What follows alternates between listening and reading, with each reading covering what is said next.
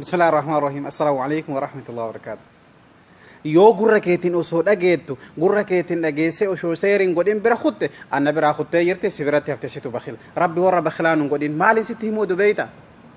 yoo osoo guyyaa tokko astaghfirullah astaghfirullah astaghfirullah osoo hin jedhin oolte maal taata beeyta yoo jette hoo maal argatta qul astaghfirullah astaghfirullah astaghfirullah astaghfirullah alladhi la ilaha illa huwa alhayyul qayyum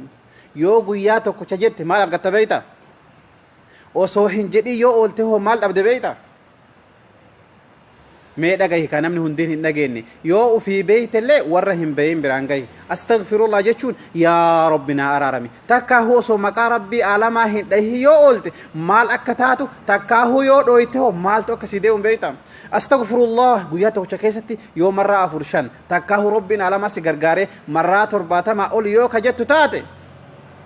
مالتو سي ختبما ملكا رحمة سدوكا ديمتي رزقي لين أكو مسان سدوكا دفتي رزقي لين سي ببلاتي عمري كي كيسا لي بركة سي كاهما ربين عالم علي قبريشك يا نيادتا أولي جي سيف قمدا أتي يو رحمن قمت شيفت مالو مسر راهر أتي يا ربي ورا ربي قمت شيسو يا ربي نقودي يو أسو أستغفر الله هنجرين أولتي مالتو سر راهر أتبيتا ميدا هي أبولي سخية أكو مقو يا ربي عالم قمت شيفتو يا ربي عالم قمت شيسا أولتو سن أستغفر الله يو أسو هنجرين أولتي وان gammachiiftu qabda inni suni hoo eenyu yaa rabbi warra akkasiin hin godhini yoo osoo ati maqaa rabbii hin dhahin osoo rabbii aalamaa istighfaara hin godhin oolte ibliis ka rabbiin aalamaa uumee achi kaahee sun sittiin gammada bar osoo rabbiin hin dhahin oole bar osoo maqaa rabbii hin dhahin oole jaanii warri maqaa kee wal jala daddabarsanii ittiin sitti gammaduutti oolan yaa rabbi nama kanarraa nun godhin